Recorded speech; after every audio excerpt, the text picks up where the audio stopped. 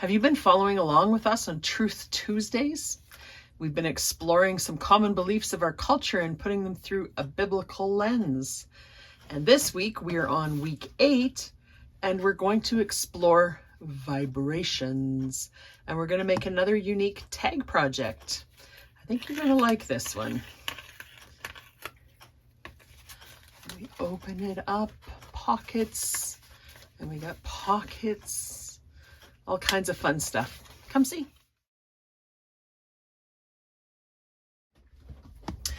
Welcome. My name is Debbie, and this is Pouring My Art Out for the Lord. And we are on week 8 of Truth Tuesdays. So if you have been following along, we've been making a tag project we've been doing it every 2 weeks. We skipped 1 week for Thanksgiving, a Thanksgiving project, Hallelujah Heart, that we did. But every second week we've been doing one of these Truth Tuesdays. This is number 8. We're going up to number 10, so there's 2 more after that. And this time we're going to be talking about vibrations. Good vibes, bad vibes, align your vibes. Talking about the law of attraction, raising vibrations, catching a vibe. And then we're going to talk about how energy shapes our reality. And I know this is something that, I've talked about before, like, that particular thing gives me good vibes or something like that. I've said that before. And, I think about energy. I think about, spending time with positive people gives me good energy. And spending time with, certain people drains my energy. And, there's these little nuances, and I wasn't thinking about those things, vibes and energy and stuff, the same way that sometimes is used in our culture, but I didn't really understand why I was saying it. So I took a little bit of I did some research. I tried to understand what the culture means when they say that, and I found some surprising results. So I want to share that with you. So first of all, I'm going to show you the project. I did my project. I filmed it. I'll show you right away, fast forward, and I'll just do my voiceover with my Bible study at the same time. Usually I show you the construction of the project. And then I do the voiceover for just the decorating part. This time I was unfortunately sick. I couldn't talk very well.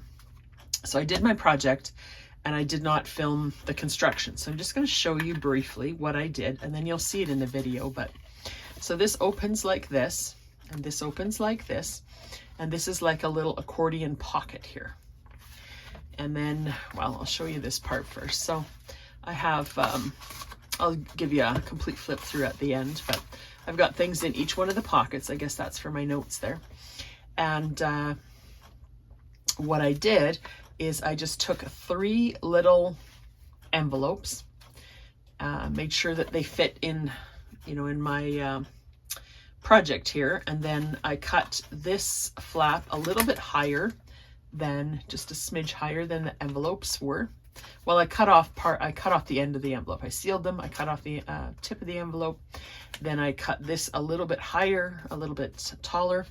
I cut this to match, and then notched it like it was a tag. So it's like I have another tag split here, and then it opens like that. So I'll show you how to put those envelopes in. Just like I said, just through fast forward. I'm not gonna speed it up as much as I normally do, at least through the process of doing this part, so that you can maybe see a little bit easier. But if you have any questions, just let me know in the comments or in the Facebook group, and I'll do my best to show you what I did. And then what I did is I took some of the sayings that we had on the clear sticker sheet and I put them on the side here. So I don't chase vibrations, I follow Christ. Grace, peace isn't a vibration, it's the gift of Christ. Yeah, and so on. So I used those to just decorate the side there.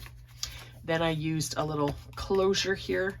I don't think I show you how to make the closure because these ones I had made previously. But if you're interested in that, I can show you that another time. And then in the back, what I did is I made a double pocket. So I just folded over a piece of paper. So I just folded over a piece of paper so that it was, you know, like staggered like that. You know how we do that. And so here's one pocket here and one pocket here. Did all kinds of decorating with the little pieces there.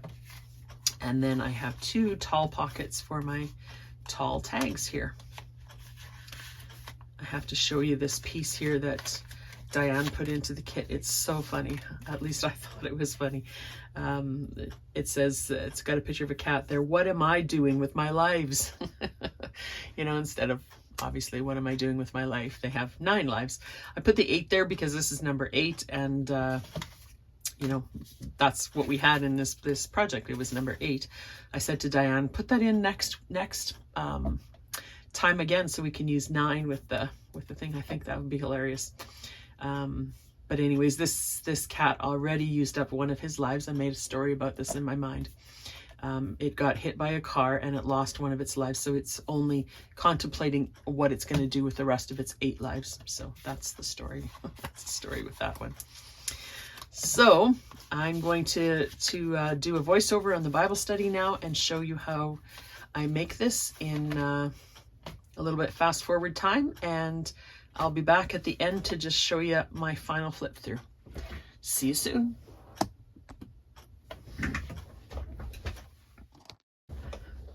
All right, like usual, I have my notes over on Coffee Shop for free if you want to download them. I have my worksheet that I filled out, and I have 2 pages of notes as well that you can pick up if you want to follow along with this. If not, no worries, just sit back and listen. So on the worksheet, as usual, we look at what is the common belief. And I wanted to pick this one because I've heard this so many times. And, you know, when I first heard about vibrations, I thought, well, you know, that's just weird. But then I thought, what about vibes? You know, I've used that several times, you know, like I've said, you know, I'm sending good vibes. I don't know if I've said sending good vibes, but, you know, feeling good vibes, or, oh, that's a negative vibe, or something like that. I mean, not often. It's not part of my everyday kind of language, but I know I've said that before. And so I researched, you know, some things that are said by people, and there's high vibes, there's low vibes, and you want to raise your vibes. And then when you raise your vibes, you want to protect your vibes. You need to align your vibes with the universe. And then we can send good vibes to people, you know, when they're having a problem, we send them good vibes, and we can catch a vibe from somebody positive. We catch a positive vibe. There's all kinds of that stuff. And, you know, looking back, I see that, you know, in different Facebook groups and things like that online. You know, someone, especially when something happens, you know, if somebody is sick or if somebody passes away, you know, a lot of people will say sending thoughts and vibes, sending thoughts and good vibes, or something like that. And I always thought that was kind of weird. Like, how, if you send me a thought, how does that help my situation? And I could never figure out what that meant, really. Like, I thought, you know, I'm happy that you are thinking about me and sending me your positive thoughts. I just didn't really understand that. I still don't really understand it. But, you know, I always thought if that happened to me, I would want people to pray for me, because praying, you know, telling me that you're praying for me, you're talking to, you know, the Almighty Sovereign God, who is the one who is in control of my life, who does have every situation under control, who is powerful to heal and to comfort and all of those kind of things. You know, that means a lot. But sending thoughts, I just didn't ever really get that. I'm kind of getting ahead of myself here, but so why is this one so appealing? So again, I think we've said this maybe every single time, that it promises control over your life. That's what people are after. They want their own autonomy. They want to be their own God, basically.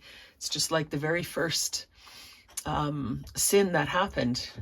Eve Adam and Eve in the garden wanted to be like God, and that's the same sin that's been repeated ever since. And again, we want to be like God. We want to be able to do, control our own history, our own destiny, rather. And it also gives us a simple explanation for suffering. Because, if we're suffering, we always want to know why. Why is this happening to me? And if we say, well, it's because of my vibrations are too low.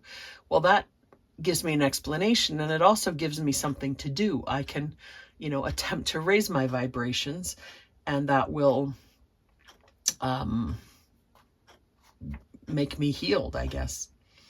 A feeling of empowerment. It gives us a connection to something bigger, like the universe, but without submitting. That's the part that people don't like about God. Typically is that submission. If they're okay to say, there's something out there, but I don't want to be accountable to that thing. So, and we looked at 3 different verses. Daniel 4:35, talking about the sovereignty of God. All the inhabitants of the earth are counted as nothing, and he does according to his will among the host of heaven and among the inhabitants of the earth, and none can stay his hand or say to him, what have you done? So none can stay his hand. He does according to his will, the end kind of thing. God is sovereign over all. And the second verse we looked at, Romans 5:3 and 4, it says, we rejoice in our sufferings. And how can we rejoice in our sufferings? Because we know that suffering produces endurance, character, and hope. And hope is what brings us relief from our sufferings.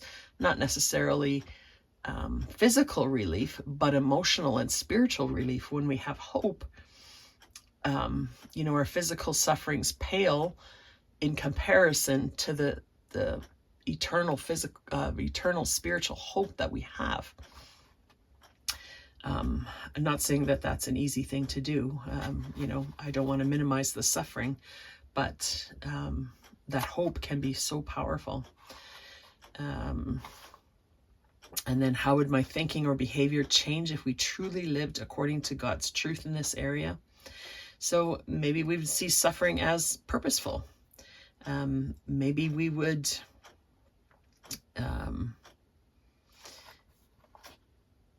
just looking at, I don't want to read every single thing here. I would stop avoiding people who feel low vibe. Instead of rejecting people who are hurting, negative, or messy, I would love and serve them, bear their burdens, and remain compassionate. Jesus moved toward the broken, not away from them. I would no longer need perfect positivity to feel spiritually okay. The Bible talks about us lamenting, crying out, confessing our weakness, depending on grace.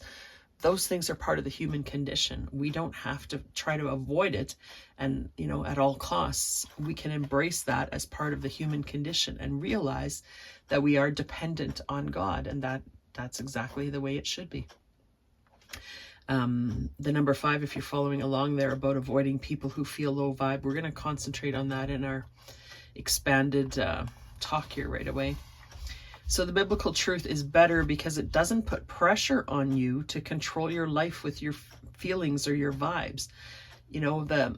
God is sovereign. God is, he wants the best for us. He's good all the time. It doesn't depend on whether we wake up in the morning and have the right vibrations. There's no pressure. Instead, it rests on a God who's in charge of everything, and he's always working for our good. I just said that. Hard times aren't a sign that your energy is low. They're part of how God grows you and strengthens your hope. We talked about that. That hope is so important. And, those hard times strengthen us through endurance and through character, producing character, like Romans 5 says. You don't have to figure out your own future. God is, he's the one that guides your steps. Trusting him is safer and more freeing than trying to manage your own vibrations. So that's just basically my worksheet in a nutshell. Okay, so then on the next 2 pages, I'm just gonna try to kind of skim this. My voice is still not the greatest, and I have paused the video quite a few times to cough already, so I'm gonna have to get through this fairly quickly. But you can read it, and then if you have questions or comments, feel free to ask. So at the beginning I said, we've all heard that we should surround ourselves with positive, affirming people and avoid people who are negative and sap our energy, right? And I have thought that as well. And I didn't really think through, what does that mean? Is that biblical? I'm doing that now, which is very helpful. But for sure I've thought that before. So is this biblical? And I just want to have a little caveat here. I'm focusing here on people who always complain, are fearful, they're angry, critical, judgmental. Maybe they feel excessive shame or guilt. Maybe they're jealous. Some people are sad or depressed. They have trouble dealing with social situations. They feel like a failure. People who are stressed, people who deal with afflictions, people who feel hopeless. They're mentally challenged, maybe homeless, discouraged. There's probably 100 other things I could put there, but I tried to think of, all of the different aspects. So that's who we're talking about. And I said here, we're not talking about people who are truly abusive to you. Okay, that's a different situation. And I had put a little bit in my notes here, and I thought, no, that's too much for right now. I don't want to go off there, and I'm not a counselor. I don't want to, say something wrong. But I just wanted you to know that when I'm talking about all of this stuff on these papers, I'm not talking about people who are abusing you. Abusiveness is a totally different thing.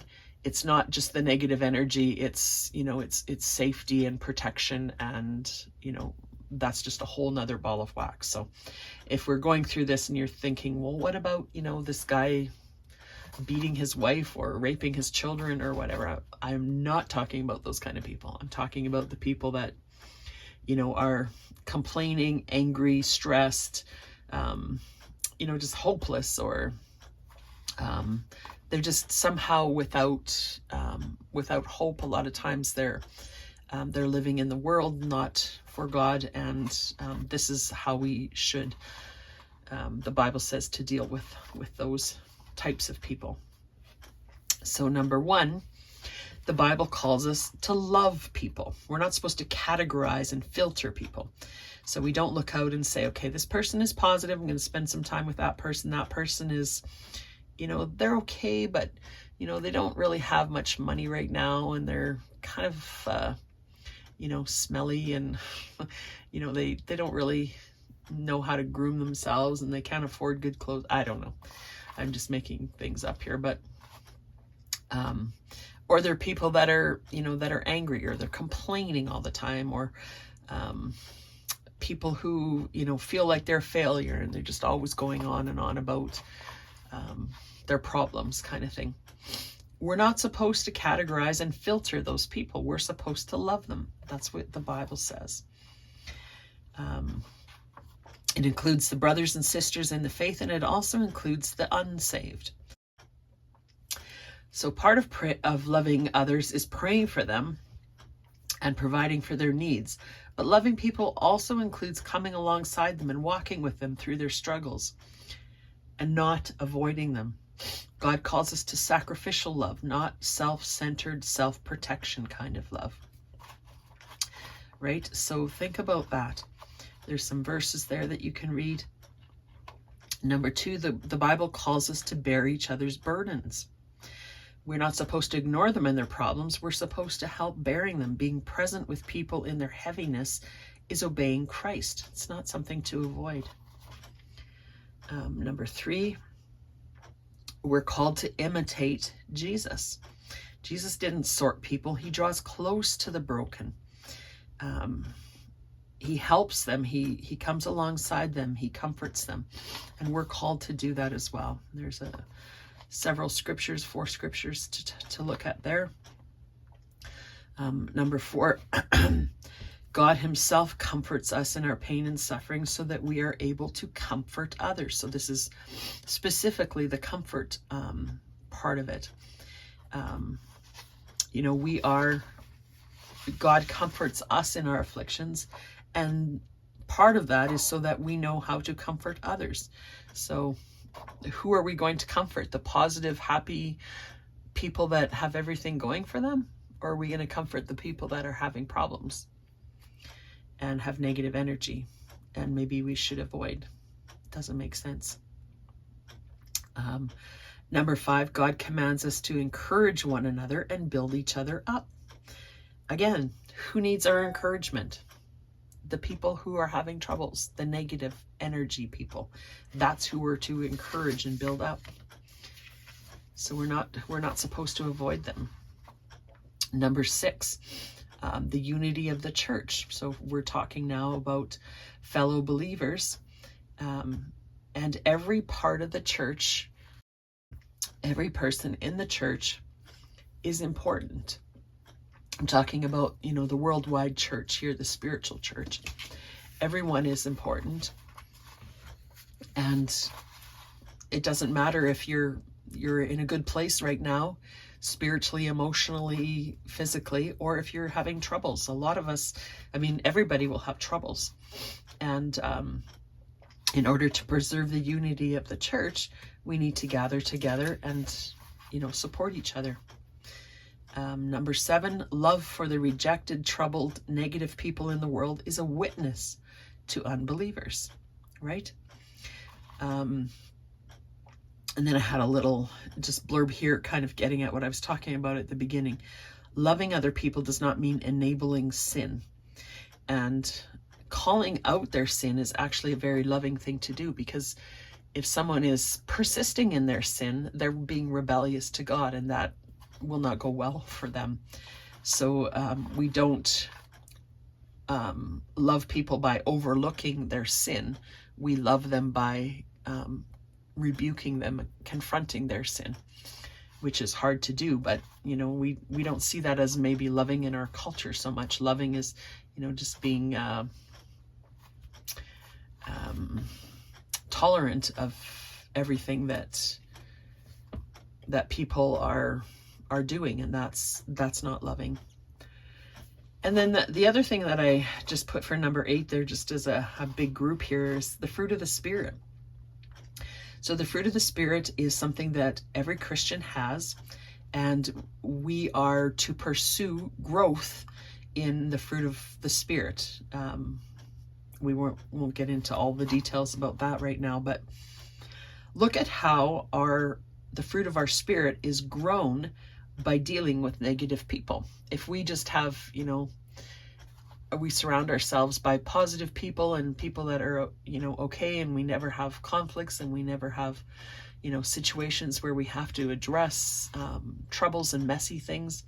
If we avoid all of that, how is our fruit of the Spirit going to be displayed and grown? You know, we talked about love, joy. You know, we are to be joyful, inner spiritual joyfulness, despite negative things happening to us or others. And we need to prevent their negativity from stealing our peace. That's not a vibration. That's our inner joy that comes as part of the fruit of the Spirit. Peace, patience, you know, we don't really need that much patience to deal with people that are okay. We need patience to deal with problem people. Kindness, again, you know, it's easy to be kind to someone who's going to, you know, appreciate it and return it, and, you know, maybe there's something in it for us. But to be kind to someone for no reason, just because Christ was kind and we want to pass on that kindness, you know, and we do that to people who are persecuting us, who are, you know, being negative, who have a lot of problems, and, you know, that's where we exhibit the true kindness. Goodness, you know, same thing. Faithfulness keeps us consistent in prayer, encouragement, witnessing, even when the people responding are negative. Gentleness, self-control. So all of those things are most exhibited when we come into those messy situations with negative people. So we don't avoid negative people. It has nothing to do with our energy. It has to do with what the Bible calls us to do as we walk through this this earthly life together. So there's probably a lot more that I could say about this. Hopefully you've had some time to do your own study, and you've come up with some things yourself. Definitely go over to Diane's channel if you haven't already and see what her take is on all of this.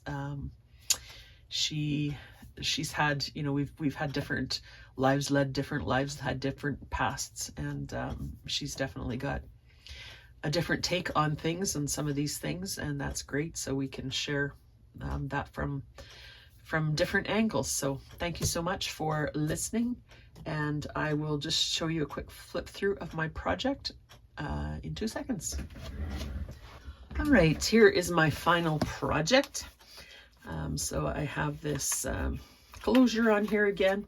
This was a mass make that I did one time with Tracy Fox, and you just kind of make these things ahead of time, which was a brilliant thing. Then you don't have to take out everything and make these from scratch every time. Anyways, those were on my desk, so I just grabbed them. This is a fun set of binoculars that Diane made for us. We're talking about untruth of vibrations, and number 8.